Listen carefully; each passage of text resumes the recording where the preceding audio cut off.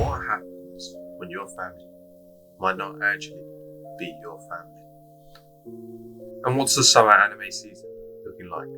Today we're diving into the Shiunji Family Children, one of the most emotionally confusing shows I've seen in a while. And I'll break down the top anime I'm looking forward to this summer. Let's start with the Shiunji Family Children, a show that starts like a cute slice of life, but quickly dives into some wild emotional territory. The shocking reveal. The Shiunji Family Children is about this family who have 7 siblings. The eldest, Banri, a uni student, and a very kind person. Then you have Seha, a valedictorian and a very gifted in intelligence.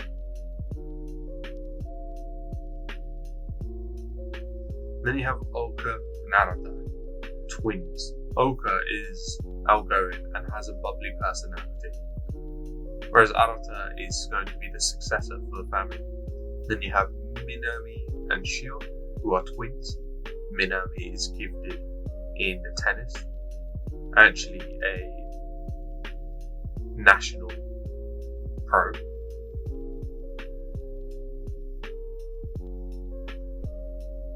And Shion is just a chill dude. Then you have the youngest, Kotono. On Kotono's 15th birthday, the father had an announcement at dinner that revealed that they're not all siblings and all of them are adopted. And that revelation flips everything. Each of them were questioning whether they're still family because they're not blood related, whether they can still treat each other like siblings as they have been.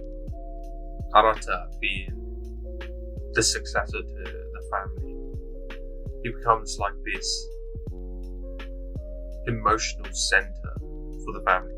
He tries to keep everyone grounded, acting out of genuine love as a brother, even when others start seeing him differently. What adds complications to the mix is Kotono's early confession. The youngest Kotono made a move before this announcement in the past, but everyone just dismissed it as she's just young and not understanding of what she's talking about, their emotions and feelings towards Arata. But what really set the tone for the show was making a move on episode 1, right after the announcement. And it's not just Kotono's early confession. Minami's feeling post-traumatic harm.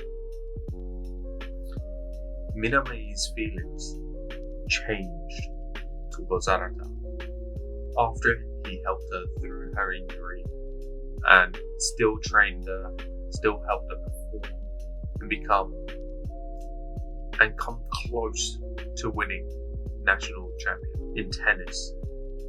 Despite the loss, Arata was a shoulder to cry on for Minami, liking him like a brother to something more. Oka had a dual persona. She's a sneaky one, the cheerful, outgoing twin. After the revelation of the family dynamics change, her grades start to drop, perfect personality starts to fade, and she runs away to Mount Fuji, I believe, just as a retreat from all the stress of everything changing. Her grades went down. She then decides to climb the mountain multiple days in a row until someone rescues her and carries her down, just like how their father and mother met. And then one day on the mountain, she took the wrong path whilst her mind was clouded by these thoughts, and then slipped over an edge, but luckily landed safely on a ledge below, but with no way of knowing which way to go, which way was back home. and the fog making it ever so difficult to find. Arata managed to find her and carry her all the way back down the mountain in the pouring rain and storm, giving her a piggyback ride. And during this piggyback ride, she questioned him, why was he doing this? And he said any twin would do this for each other, their family. But after that night, he fell ill and came down with a heavy fever. After walking down, treading along in the rain along the mountain, and whilst he was resting, and while she thought he was asleep, she revealed her true feelings and gave him a kiss, which was a turning point for her and his relationship, making it very awkward as they'd been twins for so long. Now, Valerie is quite mature. Valerie developed a connection with Arata after he helped her sneak back into school in the dark, which she's afraid of, definitely afraid of, to grab a toy that she hasn't finished sewing for her extracurricular activity and giving toys to the needies. She's a uni student trying to become a nurse, so it's quite wholesome and nice that she does this. But one day during their family trip to a waterfall near their holiday home, she whispered her confession by the waterfall. But because of how loud the waterfall was and the noise of everyone celebrating around them, he didn't hear the confession. Now, despite the pact between the sisters, despite their growing romantic feelings between all of them, they agree no matter who wins, will still be family. Mature but emotionally risky, Arata has overheard this conversation, and now he has this emotional burden with dealing with romantic attraction from nearly every sibling, all while still trying to be the good brother. And that's just heavy. Now, this leads to the classic anime dilemma. It raises real questions. Does upbringing outweigh biology? What is family really?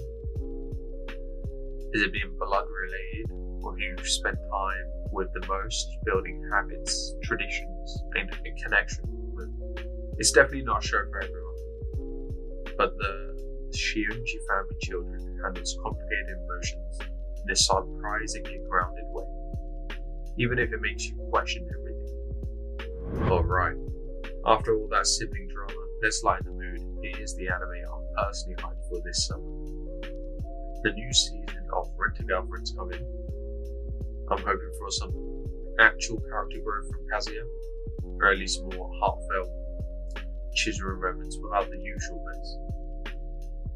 Dandadan, can't wait to see more chaos in their highly animated, from aliens to yokai. It's going to be fast, funny, and beautifully weird.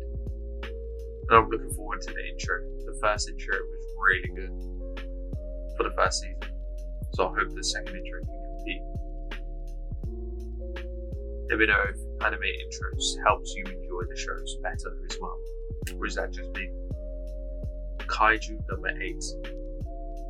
I'm locked in for Kafka's dual life. The action, the emotional weight are already great in the manga, so I've got high hopes for the pacing.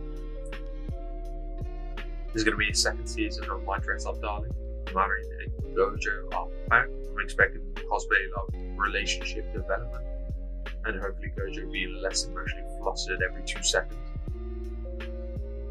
And I've heard there's going to be Demon Slayer's final arc, the Infinity Castle movies. It's going to be 3 big movies. This one's the big send off the animation. It's going to be movie tier again. But I'm not quite ready to say goodbye to some of these characters. Really enjoy the animation and the character development. so I'm not looking forward to seeing who loses in the fight. Honestly, some look stacked, and if the production quality holds up, we might be in for one of the best anime seasons in years. That's it for today's episode. From Sibling Chaos to Anime Hype, if you've been watching the Shiunji Family Children, let me know. Your take: who's the best girl?